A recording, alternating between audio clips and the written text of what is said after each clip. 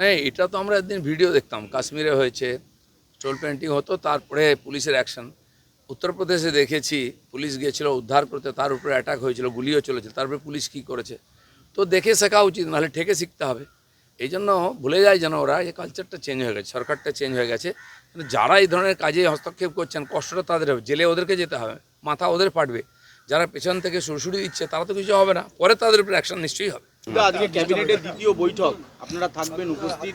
গোটা বাংলা এই মুহূর্তে তাকিয়ে রয়েছে যে আগের সরকার যে সিদ্ধান্তটায় সব থেকে বেশি আটকে রেখেছিল সরকারি কর্মচারীদের দিয়ে 7 পে কমিশন, আজকে আলোচনা হওয়ার একটা সম্ভাবনা রয়েছে। বাংলা এই স্বপ্ন দেখতে পারে? মুখ্যমন্ত্রী বলেই দিয়েছেন সবই হবে আস্তে আস্তে, কেন্দ্র সরকারের স্তরেই সমস্ত দেওয়া হবে। সময় লাগছে একটু, টাকা পয়সার টান আছে তো, যেমন যেমন ফান্ড আসবে সেরম সেরম যাদের পাওনা মিটিয়ে দেওয়া হবে। সেজন্য গত সপ্তাহে যে ক্যাবিনেট মিটিং হয়েছিল, যা যা আমরা সিদ্ধান্ত নিয়েছিলাম প্রায় সবই হয়ে গেছে ইমপ্লিমেন্ট। এবারে এই ধরনের কিছু পেন্ডিং বিষয় আছে, সেগুলো নিয়ে আজকে চর্চা হবে, আর তার অ্যাকশন দেখতে পাবেন ধীরে ধীরে। অর্থমন্ত্রক ইতিমধ্যেই বিজ্ঞপ্তি জারি করেছে, যে বয়সসীমা যেটা ঘোষণা করা হয়েছে সরকার পক্ষ থেকে, শুধু কথা নয় কাজে দেখিয়ে দিল, একদম অর্থমন্ত্রক বিজ্ঞপ্তি জারি করে সেই বয়সের ঊর্ধ্বসীমা বিজ্ঞপ্তি প্রকাশ করলো। ক্যাবিনেটে যেটা সিদ্ধান্ত হয় প্রত্যেকটি বিভাগ সেটাকে ফলীভূত করে তাদের মতো করে, সেরকম তারা আবার সার্কুলার জারি করছে, কাজ শুরু করে দিচ্ছে। ডিপার্টমেন্টাল মিটিংও আমরা করছি গিয়ে, যে কী করে সেটাকে ইমপ্লিমেন্ট করা যায়, যেটা সরকার ঘোষণা করেছে। এবং সমস্ত একদম মানে ইমার্জেন্সিভাবে কাজকর্ম হচ্ছে সব ডিপার্টমেন্টে, সবাই করছেন। মন্ত্রী সংখ্যা কম আছেন, মন্ত্রিসভার বিস্তার হয়ে গেলে আরও ব্যাপক কাজ দেখতে পাবেন। প্রথম মন্ত্রিসভার বৈঠকে আপনারা কড়া সিদ্ধান্ত নিয়েছিলেন যে অনুপ্রবেশ আটকাবো, কেন্দ্রকে জমি দেবো। আজকেও বিএসএফ এর শীর্ষ কর্তাদের সাথে বৈঠক রয়েছে, প্রসেসিং কি এগিয়ে গেছে? প্রসেস শুরু হয়ে গেছে, সেই দিন থেকে বলা হয়ে গেছে, জমির দেখা দেখি মাপ যোগ শুরু হয়ে গেছে, এবং হস্তান্তরও শুরু হয়ে যাবে। যে প্রসিডিংস লাগে সরকারি কাজের যে সিস্টেম আছে সেটা মেনেই হবে, এবং খুব দ্রুত গতিতেই হবে। রেল চত্বর খালি করার জন্য বিগত 3 বছরে রেলের তরফ থেকে বড় বড় স্টেশন হাওড়া শিয়ালদা এবং তার সঙ্গে কলকাতার যে ছোট ছোট station Dhakuria, Jadavpur, park circus ইত্যাদি, সেখানে একাধিকবার নোটিশ সার্ভ করা হয়েছিল যে স্টেশন চত্বরের যে এনক্রোচমেন্ট বা জবরদখল আপনারা খালি করে দিন। পূর্বতন সরকারের থেকে কোনো ইতিবাচক মনোভাব মেলেনি, নতুন সরকার ইতিবাচক, তাই রেল আস্তে আস্তে সমস্ত স্টেশন সেটা খালি করছে। সেটা নিয়ে আবার বিরোধীদের কটাক্ষ যে যোগী রাজ্যের মতো পশ্চিমবঙ্গটাও আস্তে আস্তে বুলডোজারের রাজ্য হয়ে যাচ্ছে। ওরা কি ভেবেছিল ভোগী রাজ্য চলবে নাকি এখানে? যোগী রাজ্যই মডেল চলবে। দেখুন, যত আমাদের স্টেশন আছে এখানে, তার কোথাও হাঁটার জায়গা নেই, বসার জায়গা নেই। কোনো বয়স্ক মানুষ এসে গেলে একটু বসবে, বেঞ্চগুলোও খালি থাকে না, সেখানেও দোকান লেগে গেছে। মহিলারা, বাচ্চারা দাঁড়িয়ে থাকেন, ট্রেন দেরি হলে খুব অসুবিধা হয়। বৃষ্টি হলে শেডের মধ্যে যেতে পারেন না, সেখানে দোকান লেগে গেছে। হঠাৎ ট্রেন থেকে নামলো, এক গাদা লোক, হাঁটার জায়গা নেই। ট্রেন একটু ঢুকে গেছে, ছুটে গিয়ে আমরা ট্রেন ধরি, 5 জনের সঙ্গে ধাক্কা লাগবে, কারণ এইটুকু সরু রাস্তা আছে। সব জায়গায় দোকান, তো যে যেখানে পাচ্ছে বসে পড়ছে, ওখানে খাচ্ছে দাচ্ছে, ঘুমোচ্ছে, নোংরা করছে, কোনো প্রতিবিধান হয় না। যেখানে আরপিএফ করতে পারবে পরিষ্কার করবে, না হলে পুলিশ তাকে সাহায্য করবে। আর এবং সব জায়গায় রেলের জায়গা পুনরুদ্ধার করে সাধারণ মানুষের যাতায়াতের জন্য সুবিধা হবে। গতকাল আপনি নিশ্চয়ই দেখেছেন যে কিভাবে তাণ্ডব চলেছে বাক্সার, আসানসোল, এই সমস্ত জায়গায়। আপনারা কি চাইছেন, মানে যারা তাণ্ডব করছে? দেখুন, যারা এই ধরনের অবৈধ এনক্রোচমেন্ট করেছিল, রাজনৈতিক লাভ নিয়েছিল, তারা কিছু মানুষকে এই কাজে বাধা দেওয়ার জন্য এগিয়ে দিচ্ছে। আমি বলে দিচ্ছি কোনো লাভ হবে না। এখানে শুরু হয়েছিল, কিশোর বাহিনী রাস্তা অবরোধ করে বলেছিল রাজাবাজারে নামাজ পড়ব, কিন্তু পুলিশ যেই কথা বললো তারা গিয়ে আবার মসজিদের মধ্যে নামাজ পড়েছেন।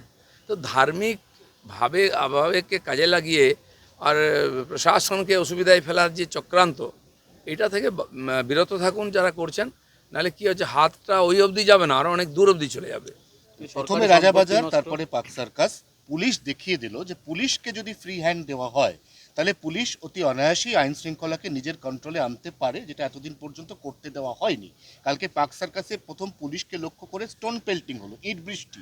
তারপর 8 ঘন্টার মধ্যে পুলিশ এমন পাল্টা অ্যাকশন শুরু করলো যে সুরসুর করে যে যার মতো বাড়ি ঢুকে গেল। হ্যাঁ, এটা তো আমরা একদিন ভিডিও দেখতাম, কাশ্মীরে হয়েছে, স্টোল পেন্টিং হতো, তারপরে পুলিশের অ্যাকশন। উত্তরপ্রদেশে দেখেছি পুলিশ গিয়েছিল উদ্ধার করতে, তার উপরে অ্যাটাক হয়েছিল, গুলিও চলেছিল, তারপরে পুলিশ কী করেছে। তো দেখে শেখা উচিত, নাহলে ঠেকে শিখতে হবে। এই জন্য ভুলে যায় যেন ওরা, এই কালচারটা চেঞ্জ হয়ে গেছে, সরকারটা চেঞ্জ হয়ে গেছে। কিন্তু যারা এই ধরনের কাজে হস্তক্ষেপ করছেন, কষ্টটা তাদের হবে, জেলে ওদেরকে যেতে হবে, মাথা ওদের ফাটবে। যারা পেছন থেকে সুরসুরি দিচ্ছে তারা তো কিছু হবে না, পরে তাদের উপর অ্যাকশন নিশ্চয়ই হবে। 4 জন ভিভিআইপির নিরাপত্তার বারবারন্ত প্রত্যাহার হলো, তার মধ্যে অন্যতম নাম অরূপ বিশ্বাস। বেশিরভাগ ভিভিআইপি কোনো না কোনো দুর্নীতির সঙ্গে যুক্ত। সাধারণ মানুষের ভয়ে এরা এই ধরনের সিকিউরিটি নিয়ে ঘুরতো। ফলে পুলিশ যে ফোর্স সেটা আমরা রাস্তায় দেখতে পেতাম না, নেতাদের বাড়িতে নেতাদের গাড়িতে তারা ঘুরে বেড়াতো। সেই পুলিশ তার ডিউটি করবে, সাধারণ মানুষের সুরক্ষা দেবে, মানুষ নিজেকে সুরক্ষিত মনে করবে। কয়েকজন নেতা সুরক্ষিত থাকতেন, বাকি অসুরক্ষিত। তারা যদি মানুষের রোষকে ভয় পায়, রাজনীতি ছেড়ে দিয়ে বাড়িতে বসুক না। সল্টলেক স্টেডিয়ামে যাতায়াতের সময় আপনি নিশ্চয়ই একটা স্ট্যাচু দেখেছেন, মানে অর্ধেক রয়েছে বডি, তার পা উপর একটা আছে আর বল আছে। বল আছে। নিশীথ প্রামাণিক বলছে এটা রাখা যাবে না, কারণ এটা কোনো মানেই নেই। অনেক কিছুই সরকার করেছে। এই যে বিশ্ব বাংলার লোগো গোল গোল ঘুরছে, ঘুরতে ঘুরতে পশ্চিমবাংলা 15 বছর এখানেই ঘুরতে থাকলো, এগোতেই পারলো না।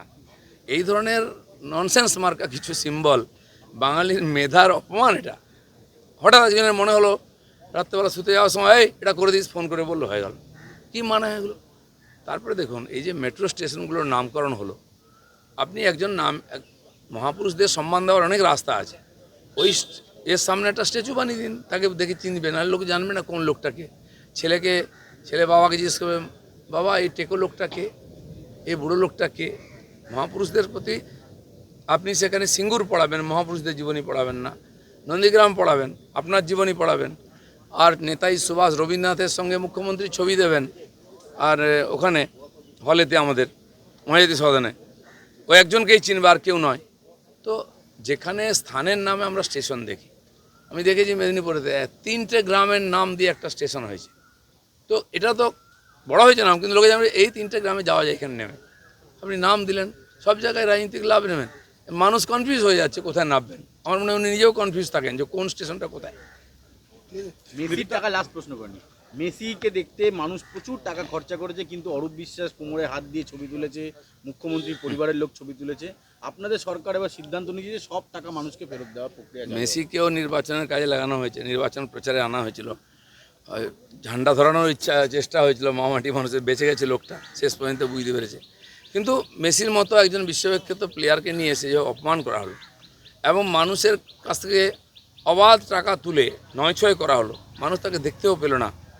এর সমস্ত ইনকোয়ারি হবে এবং যারা যারা টাকা খেয়েছে, এখন সময় আছে, হিসাব দিন, দিয়ে দিন, নাহলে টাকা তো যাবে, মান সম্মান যাবে, বাড়ির ভাতও খেতে পারবেন না, জেলের ভাত খেতে হবে। ঠিক আছে, আপনি আজকে পঞ্চায়েত মন্ত্রী, এই পঞ্চায়েত দপ্তর নিয়ে বারবার বিভিন্ন অভিযোগ উঠেছে, একেবারে ঘুঘুর ভাষা হয়ে গেছিলো বলে অভিযোগ ছিল। সেই ঘুঘুর ভাষা ভাঙা সম্ভব?